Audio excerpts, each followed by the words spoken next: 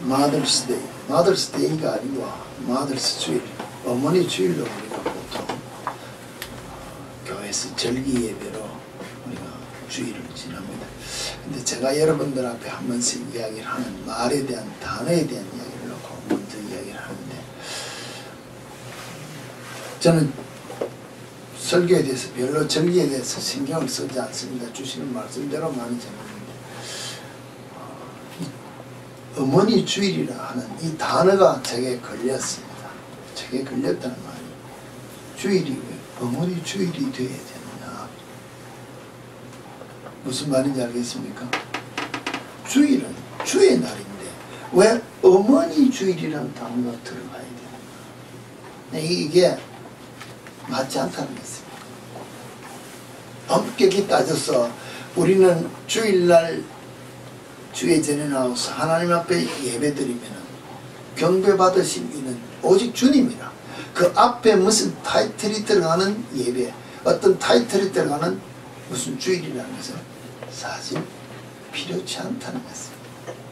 필요치 않은데 우리는 붙여서 부르고 있다면은 주님을 빙자해서 주님 앞에 선 그 무엇이 잘못된 것으로 변질될 수 있는 가능성이 높다. 좀 다르게 표현한다면은 그것이 주님 앞에 서게 돼 있으면 뭡니까? 우상과 같이 될 수도 있을 수 있다.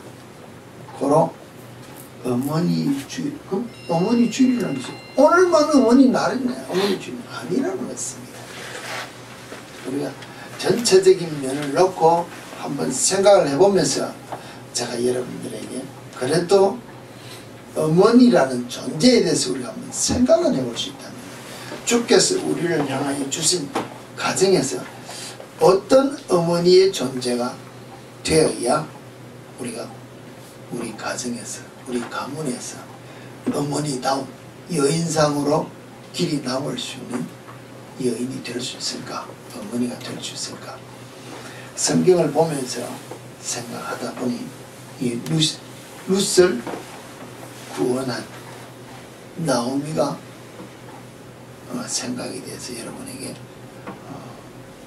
잠시 비추어 말씀드리고 있습니다. 나오미가 엘리멜렉의 아내라고 했습니다. 그의 아들 말론과 기론을 데리고 이제 이방 땅에 가서, 물론 예루살렘 이스라엘이 흉년이 들어서 갔다 했습니다.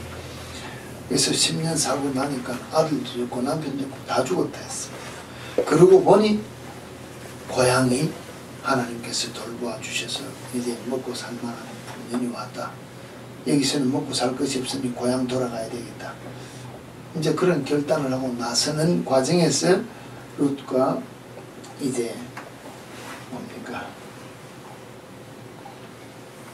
그의 동서와 함께 이제 그 어머니 나오면 함께 이야기하는 과정에서 너희 신과 너희 어머니에게 돌아가라, 안 간다는 결단하는 룻의 고백을 보면서 제가 여러분들에게 이야기하는 것은, 과연 내가 어머니로서 아니면 내가 아내로서 결단하는 삶을 통하여 내 주위에 있는 사람들에게 이와 같은 모습으로 나를 따르겠다는 결단하는 삶이 나타날 수 있도록 내가 신앙의 본을 보이고 사느냐. 시어머니와 며느리 사이는 고부간의 갈등은 우리 조선시대에서부터 지금까지 우리 대한민국 사람 아니라 모든 세상사에서는 거의 다 갈등을 인정해 줍니다. 고부간의 갈등이라고 하면 이거 한 파트로 심리학으로 치료를 해야 될 정도로 엄청난 갈등의 문제가 생기는데, 이 나오미와 룻에 대해서는 갈등이 전혀 없이 친정어머니보다도 시어머니를 따라갔어요. 그가 섬기는 신이 곧 나의 신이요, 그가 머무는 곳이 곧 나의 고향, 그가 속해 있는 모든 형제자매들 나의 친척이 되겠다는, 내 백성이 되겠다는 고백. 내가 곧 그 피를 이어받아 한 혈통이 되어면 되니 죽기 전에는 결코 내가 떠나지 않겠다는 이 엄청난 고백을 하는 것을 보면서, 과연 그가 그 며느리 사이에서 무엇을 가지고 본을 보였을까? 무엇으로 본을 보였습니까? 오늘 이야기하는 것은 하나님에 대한 말씀에 대한 본을 보였기 때문에 하나님에 대한 고백이 곧 그 어머니에 대한 사랑 고백과 하나님의 백성 선민에 대한 백성을 곧 나의 백성이 되겠다는 고백이라고 했습니다. 여러분 오늘 나오미를 놓고 어머니의 고부간의 문제를 놓고 이야기하지만 엄격하게 하나 더 뛰어넘으면 아버지도 마찬가지라는 것입니다. 내가 믿는 내 하나님을 내 삶을 통해서 증거함으로 말미암아 내 주위의 모든 사람들이 과연 이와 같은 고백이 나오는 삶이 있는 본을 보이는 삶을 살았나요? 멀리 갈 필요 없습니다. 그것이 제가 여러분들에게 늘 이야기했지, 아내와 남편 간에 부모와 자녀 간에 아버지가 믿는 하나님, 어머니가 믿는 하나님 결코 내가 버릴 수 없습니다는 본을 보이면서 여러분이 사셨느냐? 이 삶이 없다면 하나님 앞에서는 실제로는 빵점이라는 것입니다. 지식으로는 알고 있습니다. 우리 지난 금요일날 목사님 설교하면서 이야기한 뭡니까? 내 위에 있는 상사도 실제로 막 나의 주인이라고 그랬습니다. 주인의 고백이 있으면은 자 이제 일꾼들은 낮아지고 겸손해지고 섬겨야 되는데 오늘 우리는 마귀가 주는 덫과 같은데 나왔어요. 내 말, 내 주장, 내 의견을 들어주지 않으면은 다툰다는 것입니다. 주인을 인정하지 않는다는 것입니다.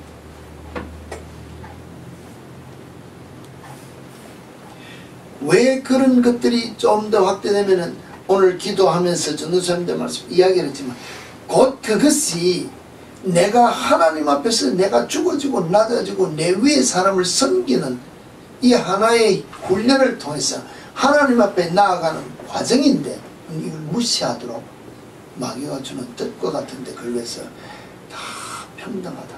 주인도 없고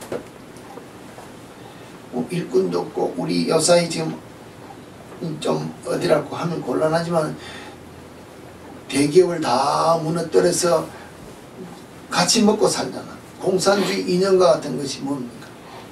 사실 하나님은 그렇게 허락하지 않았다는 것입니다. 하나님은 부자를 놔두고 부자가 돌려서 경영하도록 직장을 만들고 경제가 돌아가도록 해. 그들이 먹여줄 살리는 것, 그가 투자해서 번 것은 그가 누릴 수 있는 것이 되어야 되는데 우리는 같이 누리자는 것입니다. 공유하는 것과 주신 특권을 가지는 것은 다른데 이거 설명하려고 하면 또 다르게 나갑니다만 오늘 잘못 생각해서 다 동등한 것으로 생각함으로 말미암아 위에 사람에 대한 거부 반응이 곧 하나님에 대한 거부 반응이야. 위에 사람에 대한 거부 반응이 곧 부모에 대한 대항하는 것으로 나타나서 한국 사회가 오늘 우리는 한국 사람이 보면 한국 사회의 도덕성이 무너지고 가정의 질서가 다 무너진다는 것입니다. 내 하나만 위주로 해서 내가 기분 좋게 내 마음에 들도록 내 자녀만 위해서 사랑을 베푸는 것 같이 양육하는데 나가서 사회에 걸림돌이 되는 자녀가 되고 내 하나만 기쁘고 즐겁고 만족해서 먹고 마시고 즐기고 다 노는데 사회의 모든 질서를 파괴하는 걸림돌이 된다는 생각이 없어졌다는 것입니다.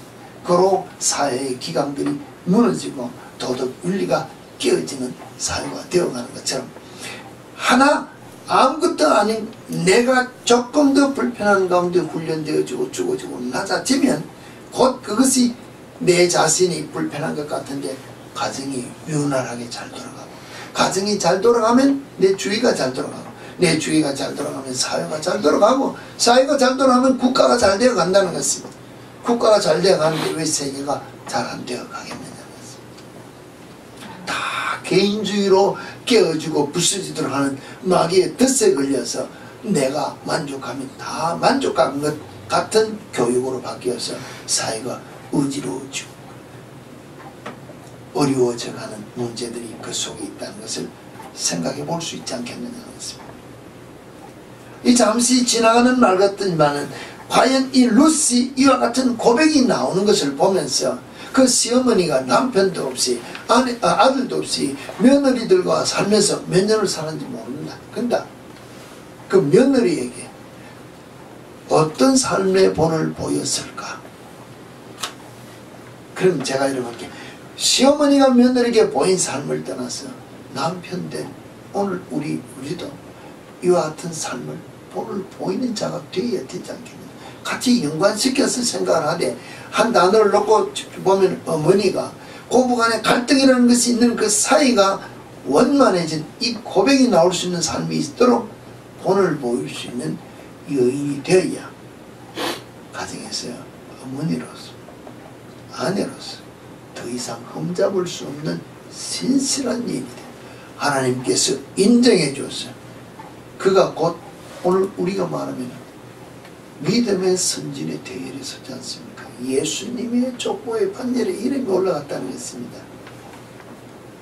이것보다 더 큰 축복이 오늘 우리 믿는 자들에게 있을 수 있느냐는 것입니다. 우리는 지금 아브라함의 후손으로 믿음의 조상 아브라함을 놓고만 기도합니다. 그가 받은 복을 우리가 받기를 원합니다. 근데 그가 받은 복, 예수의 반열에서는 그 복보다 더 큰 복이 있느냐는 것입니다. 이 큰 복이 어디에 있는가 하면 말씀에 따라 순종하며 행한 순종의 삶을 산 그 결과로 일어났다고 우리가 생각한다면 크게 볼 것 없습니다. 무엇인가 성경 우리에게 한 말씀을 던진 것이 내 귀에 거슬리는 게 있다 하더라도 지금 귀에 거슬리는 이 말이 왜 귀에 거슬릴까요? 내 마음이 안 돼. 살아있는 내 기준에 맞지 않기 때문에 그 말씀이 귀에 거슬린다는 것입니다. 화를 왜 냅니까? 왜 화를 내느냐는 것입니다. 내 기준에 안 맞아서 화를 내지 내 기분에 딱 맞는데 화내는 사람이 있습니까? 봤습니까? 지금 누군가가 내 기분을 만족해서 선물도 주고 기분 좋은 말로 막 다 해줍니다. 그런데 화를 내는 사람 세상에 아무도 없습니다. 그런데 다른 사람이 보면 당연한 말을 하는데 당연한 조언을 하고 다 정당한 말을 하는데 지금 내가 생각하는 내 기준에 무엇인가 맞지 않아서 내 만족이 없어서 지금 내가 화를 낸다는 것입니다. 결국 신앙생활에 내 기준에 맞지 않는 것 때문에 내가 하나님 앞에 화를 못 내니까 뭘 합니까? 뭐 세상 말해서 아내나 남편이나 자녀들 같은 뭐 친구들 같은 막 화라도 내고 손이라도 내고 아니면 우리 눈으로 보는 무엇이라도 던져서 부시고 막 화풀이를 하면 되는데 하나님 앞에서는 그게 안 되니까 기껏 한다는 것이 뭡니까? 샹그 교회 안 나오고 샹그 뭐 덮어놓고 안 믿고 그냥 내 하고 싶은 대로 한다는 것입니다.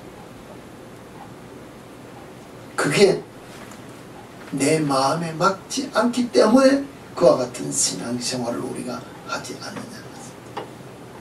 그렇게 생활하면은 우리가 말하는 복이 올까요? 문제가 풀어질까요? 오늘 기도의 고백과 같이 인생의 모든 문제가 내가 마음대로 좌지우지할 수 없다는 것을 우리는 고백을 합니다. 그러면은 인생의 모든 문제, 내 앞에 있는 모든 어려운 문제를 풀어내실 분은 누구다 하는 것을 고백하고 이 고백을 했느냐 하면은 오늘 우리는 우리를 지으신 나의 주인 되신 하나님 분이시다는 것을 고백했습니다. 그럼 그분 앞에 모든 문제를 내어놓으면 풀어준다는데 내어놓느냐는 것입니다. 안 내어놓는다는 것입니다. 그래도 내가 친구 있고 그래도 제가 지난주에 매니지먼트 고용해서 우리가 주를 섬기는 같이 예수 믿지 않느냐 하나님 섬기지 않느냐고 이야기를 했습니다. 그와 같은 모습으로 우리가 예수를 섬기고 하나님을 섬긴다 아버지라고 부르고 엎드렸으니까 내 마음에 만족하지 않았어요. 모든 문제가 풀어지지 않는다고 보지는 않는다는 것입니다. 어떻습니까? 그 말이 맞습니까? 이 성경 구절 한 구절에서 딱 꽂히는 말씀이 있으면 기분이 너무나 내 마음이 지금 맞아서 내 감정이 맞아서 쫙 와서 부딪히는 말씀도 있고 그 말씀 보고 막 눈물을 흘리고 은혜 받았다 할 때도 있고 어떨 때는 딱 보는 순간에 내 기분의 감정이 지금 부딪혀서 슬쩍 피해서 덮어버리고 안 보고 지나가는 구절도 있다는 것입니다. 안 그렇습니까? 실제로는 그 말씀을 다시 해집고 파보아야 거기에서 살아갈 수 있는 진리가 있고 내가 문제를 풀어낼 수 있는 키가 거기 있는데 우리는 그것을 피해가기 때문에 문제 해결을 못 푼다. 대한민국에 뭐 이런 기록이 있어서 제가 소개를 합니다. 김규환 명장이라는 분이 있다는데요. 국민학교도 졸업을 하지 못했다고 했습니다. 근데 그가 가진 국제 발명 특허가 62가지나 소유를 하고 있다고 했어요. 대단하지 않습니까? 학박사가 되고 유학까지 와서 공부를 많이 해야 발명 특허 하나 가질지 모르는데 국민학교도 졸업하지 못한 사람이 국제 발명 특허를 62가지나 가졌다는 거예요. 물어봤습니다. 대답하는 것이 하루 종일 쳐다보고 있으면 생각하고 있으면 또 생각하면 해답이 나온다 그랬어요. 내가 필요한 것이 있어서 생각하고 또 보고 생각하면 그 문제가 나오는 해답을 찾아서 문제를 풀기 위해서 기계를 만드는 것들이 국제 발명이에요. 특허를 62가지나 만들었다는 것입니다. 공부해서 되는 것이 아니고 초점을 두고 제가 지난 주일에 말씀드린 아인슈타인이나 이야기를 한 것처럼 초점을 두고 사는 삶이 성공한다는 것처럼 이분이 초점을 두고 살았기 때문에 이 많은 특허를 가졌다면 여러분은 이분보다 공부 얼마나 많이 했습니까? 한국에서 지금 막 돈 있는 사람들이 막 머리를 짜내고 힘을 들여서 유학 보내려는데 여기 가서 공부 다 했어. 졸업장 땄다는 했어. 그렇지 않습니까? 틀렸어요. 한국 유학생들이 돈 들여서 유학 와서 공부하려는 것을 여기는 그냥 공부했다는 것을 그만큼 좋은 자리에서 좋은 공부를 했는데 그럼 이만큼 연구하는 공부를 했느냐? 안 했다는 것입니다. 그냥 마지 못했어요. 그냥 공부한다면은 인생의 모든 문제가 해답을 찾을 수 있겠느냐 했습니다.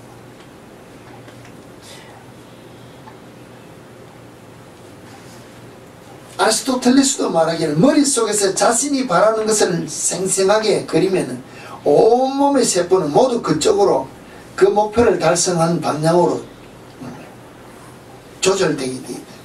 그래서 제대로 된 목표를 제대로 된 목표를 딱 만들기만 하면은 그때부터 모든 것이 변하기 시작한다 했습니다. 만나는 사람들과 자주 가는 곳이 달라지고 그 다음에 보고 듣는 책이나 기사뿐 아니라 방송 채널도 달라지고 모든 목적이 그걸 이루기 위해서 다 바뀌어진다 그랬다 그랬습니다. 그럼 오늘 여러분들이 정말로 제대로 된 목적을 가지고 있느냐는 것입니다. 내가 무엇인가가 분명하게 돼야 되겠다. 세상적인 면으로 무슨 목적을 가야지. 아니면 오늘 우리가 예수 앞에 나와서 찬양하며 경배하는 그리스도인이라 합시다.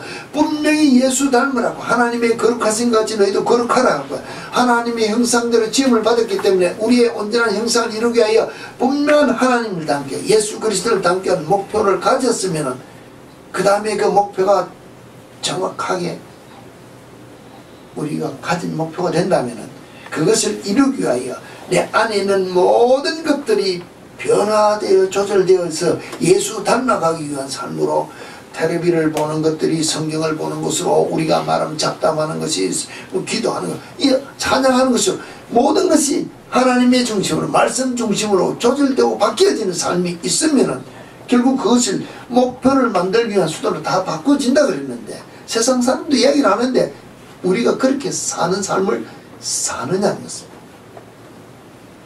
그 삶이 있으면 성공자가 되는 것입니다. 오늘 제가 이것을 이야기하는 것은 여러분 어머니의 주일이라는 것을 놓고 이야기를 해도 좋고 떠나서 이야기를 좋지만 어머니가 가정의 중심이 되나 아버지가 중심이 되나 부모가 중심이 되나 그 중심의 가장 더 핵심은 예수라는 것입니다. 오늘 나오미처럼 하나님의 중심이 된 삶을 살았기 때문에 엄청난 예수의 그 족보의 반열에 들어간 축복을 받았다는 것과 마찬가지로 오늘 내가 어머니 되신 여러분이, 아버지 되신 여러분이 하나님 중심, 예수 중심 초점을 가지고 사는 삶을 살면은 문제는 다 끝난다는 것입니다.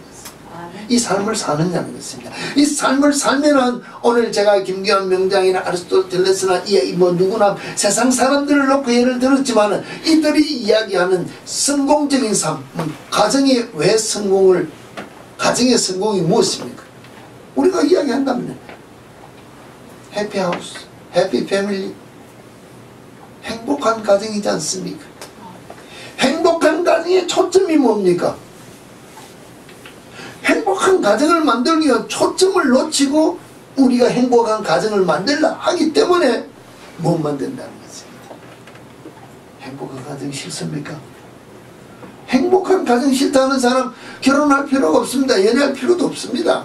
행복한 가정을 이루기 위한 초점이 있는 사람은 그 행복한 가정을 이루기 위한 초점을 보는 눈이 열려야 그것을 이루기 위하여 내 모든 것을 조절할 수 있는 능력을 내가 발동해서 조절해 나가면 이룰 수 있는데 그 조절을 못하는 이유가 초점을 못 맞추고 살기 때문에 그렇다는 것입니다. 그 초점이 전에도 한번 이야기를 했습니다만 아내와 남편 사이에 예수가 있고 내가 예수 안에 아내가 예수 안에 들어가면 한 몸을 이루는데 우리는 아직도 예수는 사이드에 세워놓고 내 중심에 들어오기를 원해서 아내도 내 중심에 들어와야 되고 예수도 내 중심에 들어오는 예수로 믿고 살려고 하니 어렵고 힘들다는 것입니다. 그러니까 성경 말씀도 내 마음에 들지 않으면 비껴가고 아내의 말이 내 귀에 거슬리면 화를 내고 아내도 똑같습니다. 단어만 바꾸면 표현이 다를 뿐이 똑같은 모습으로 살기 때문에 행복한 가정을 이루지 못한다고 생각을 하지 않냐고 내 말대로 하면 되는데 왜 내 말을 귀 기울여 듣지 않느냐고 내가 살아있기 때문에 행복한 가정을 이루지 못한다면 멀리 가지 말고 오늘 이 성경을 보면서 이야기합시다. 아내도 남편도 죽고 자식도 죽은 그 여인이 그 며느리들의 그 고백이 나올 수 있는 삶의 본을 보였다면 나는 내가 생각할 때 지금 마음에 안 들어서 아내와 다투고 내가 생각해서 마음에 안 들어서 남편과 다투지만은 아내가 있고 남편이 있는 내가 이 나오미보다 못한 게 뭐 있냐는 것입니다. 더 많이 갖추지 않습니까? 더 많이 갖춘 내가 아직도 내 만족을 채우지 못해서 부족을 보고 화를 내고 짜증을 내면서 하나님만 벽들였다면 우리 자신을 다시 돌이켜봐야 되지 않겠나.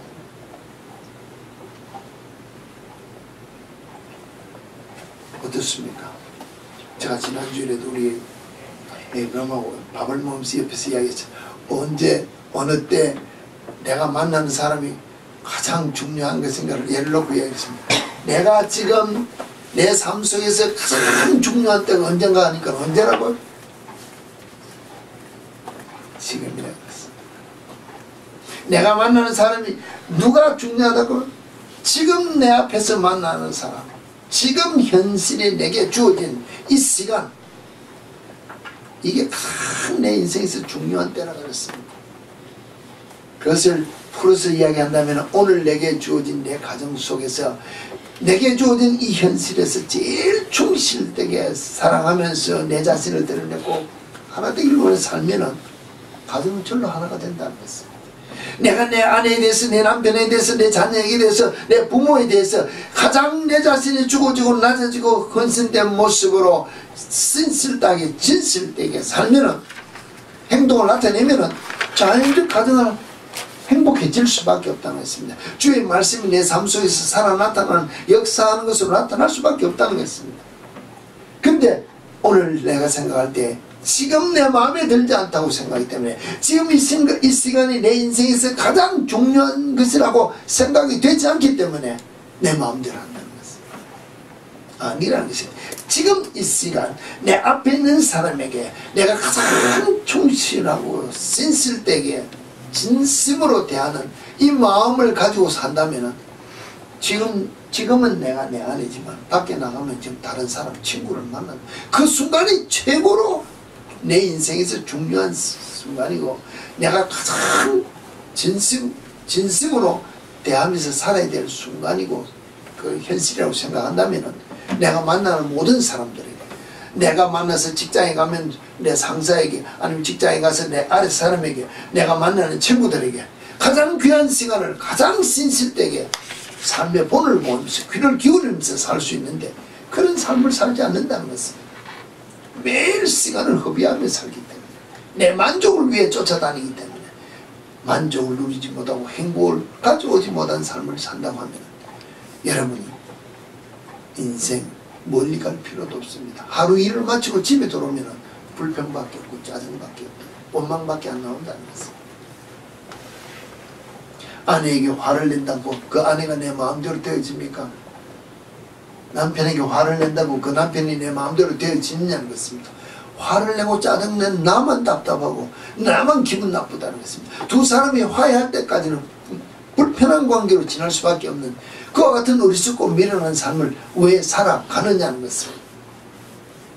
제가 이 나오미를 보면서 여러분들에게 이야기하고 싶다는 것은, 나오미 같은 신앙인이 되어진다면 다 잃어버려도 오직 하나님, 오늘 말하면 예수는 잊어버리지 않았다는 것입니다.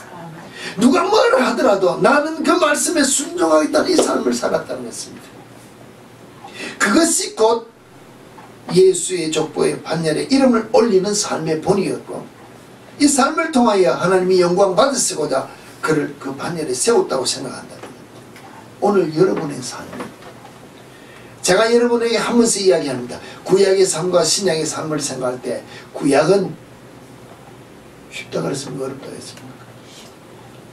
다들 구약이 어렵다 그랬지만 저는 구약이 쉽다 그랬습니다. 신약이 어렵다 그랬습니다. 왜 어렵다 그랬습니까? 구약은 형식적인 것입니다. 내가 세상 나가서 막 무슨 죄를 지었든지 뭐 살인죄를 짓고 도피성에 가서 숨어 있다가 그 도피성에 들어가면 산다는 것입니다. 그러다가 대제사장이 죽고 나면 고향에 돌아가도 아무런 나를 죄인으로 보지 않는다는 것입니다. 근데 지금 신약에 와서는 내가 형제를 미워만 해도 살인죄를 지었다는 것입니다. 매일 우리는 살인죄 짓는다는 것입니다. 안 그렇습니까? 남편이 마음에 안 들고 아내가 마음에 안 들어서 매일 죽이는데 우리 살인죄라고 생각 안 한다는 것입니다. 그 죄를, 살인죄를 지었다고 우리가 고백하며 회개하느냐는 것입니다. 안 한다는 것입니다. 당연한 삶인 줄 알고, 그럼 회개하지 않는 살인죄를 엄청나게 짓고도 우리는 주님 앞에 나와서 거룩한 모습을 낸다면 주님이 그 예배 받아주시겠다. 근데 구약에서는 죽이고도 살 수 있는 길이 있었지만, 또 내가 많은 죄를 지었다 할지라도 짐승을 데려와가지고 내가 이런 죄를 지었습니다 말만 하고 뭐 안수하고 죽이보면 대신 죽었기 때문에 살았다는 것입니다. 근데 이것은 내가 고백하고 예수의 피로 씻지 않으면 용서가 안 된다는 것입니다. 더 디테일하고 하나님과 나와의 직접적인 관계라는 것입니다. 그럼 내가 죄를 다 회개하지 않는다는 것은 엄격히 말해서 무엇합니까? 하나님을 속인다는 것입니다. 내가 제사장 앞에 나와서 그냥 어떻게 했든지 다 고백하고 넘어가면 그냥 이렇게 했으면 쉽게 넘어가고 그냥 다 용서되는 거지 넘어가니까 끝나는데, 하나님 앞에 나와서 고백할 때 시시콜콜한 것까지 다 고백하지 않으면 하나님을 속인다고 생각을 했느냐는 것입니다. 그렇게 생각합니까, 여러분? 내가 그렇잖아요. 오늘 저 사람하고 약속했는데 그냥 설득 넘어갔습니다. 그러고 나서 내가 핑계했습니다. 내가 거짓말하고 넘어갔는데 좀 이게 내 양심에 거리낌이 되고요, 이거 주의 말씀에 비춰, 이렇게 생각하느냐는 것입니다. 아니요, 당연한 것으로 생각한다는 것입니다. 세상 사람들이 다 그렇게 사니까 나도 살아가도 당연한 것 같이 생각하기 때문에 죄를 죄로 느끼지 못하고 살기 때문에 하나님 앞에 회개가 나오지 않는 오늘의 삶이 더 어렵다는 것입니다. 그러면서 제가 오늘 여기 기도 시간에 여러분에게 잠시 생각난 것을 놓고 더 어렵다는 것을 생각하는 것이 뭔가 하면 구약에는 창세기 때는 하나님께서 6일 동안 천지를 창조하시고 제7일에 안식하셨다 했습니다. 그래서 너희들이 6일 동안 부지런히 나가서 일하고 6일 7일째 쉬어라 그랬습니다. 그래서 6일 동안 나가서 부지런히 살다가 잘못한 것 들고 와서 주님 잘못했습니다 하면 용서해 주는 게 쉽습니다. 그렇죠? 그럼 신앙은 왜 안식일이 바뀌어 주일로 바뀌었습니까? 안식일이 뭐 언제가 안식일이라고요?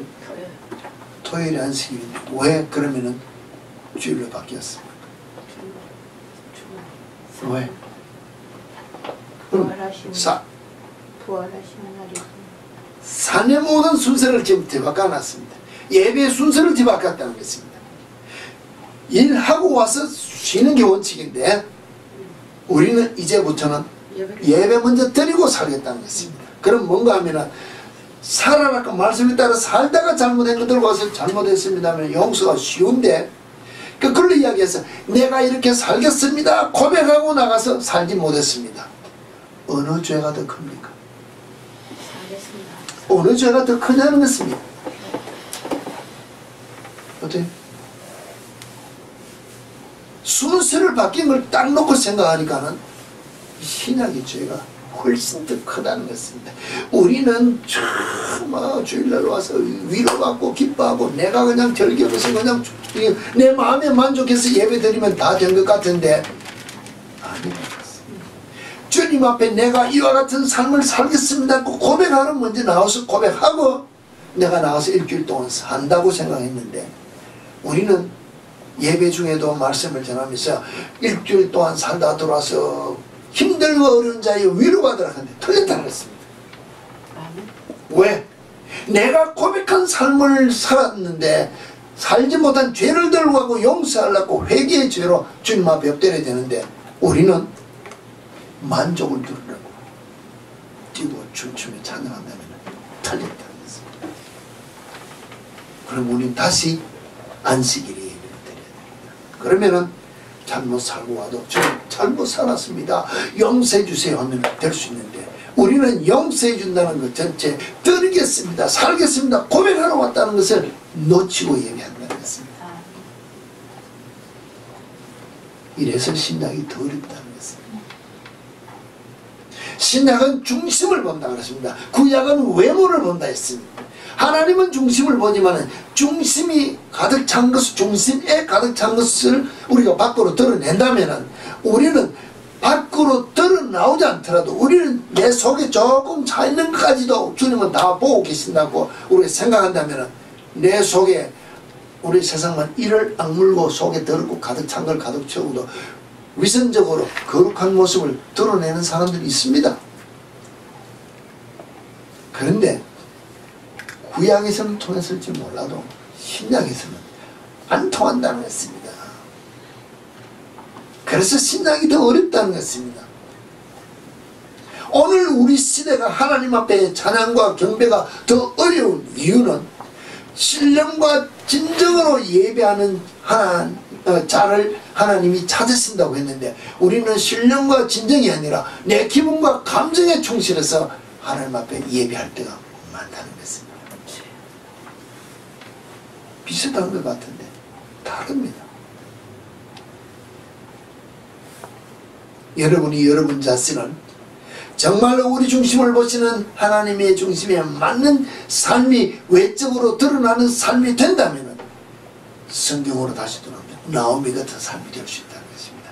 다 잃어버렸다. 남편이 죽고 아들이 죽고 이방 땅에서 나가 내려오던 삶 속에서 내가 다 망하고 거지 같은 삶으로 내가 진짜 길바닥에 주저앉아서 갈 곳 없는 신세가 되었다 할지라도 내 삶은 하나님을 찬양하는 삶이 나올 수 있는 신앙인이 될 수 있다는 것입니다. 이 삶이 있어야 하나님이 인정해 주는 삶이 된다는 거예요. 이 삶이 있는 오늘 우리가 말하는 가정에 아내 된 자들이 되고 어머니 된 자가 되어야 믿음의 이름에 그 이름이 굳게선 여인이 될 수 있다는 것입니다. 이 삶은 누구나 다 살 수 있다는 것입니다. 내가 어디에 초점을 두느냐는 내가 결단한다는 것입니다. 내가 내 의지를 발동한다는 것입니다. 이 삶을 살 수 있는 여기 있는 여러분 모두가 다 되어야 한 번씩 주장하는 믿음의 선진에 반열에 설 수 있는 여러분 개인이 다 된다는 것입니다. 여러분 가정이 될 수 있다는 것입니다. 내 중심이 아니라 하나님 중심, 예수 중심, 성령 중심이 되는, 말씀 중심이 되는 이 가정을 위하여 내가 내 자신의 모든 것을 다 잊어버리더라도 주님 버리지 않겠다. 주님 위해 살겠다. 주님으로 가득 채워진 삶을 드러내는 삶이 나타나는 여러분 한 사람 한 사람이 되심으로 말미암아 그 가정을 통하여 그 개인을 통하여 주님이 영광 받으시고자 믿음의 반열에 그 이름을 올려주고 믿음의 후대가 복을 받아 정말로 영생하는 저곳에서 영생하는 삶을 살 수 있는 우리 내 자신뿐만 아니라 우리 믿음의 후대가 다 되어줄 수 있다는 이 믿음이 여러분의 심령 속에 심겨지는 이 한 시간 되어지기를 다시 한번 부탁드립니다. 아멘.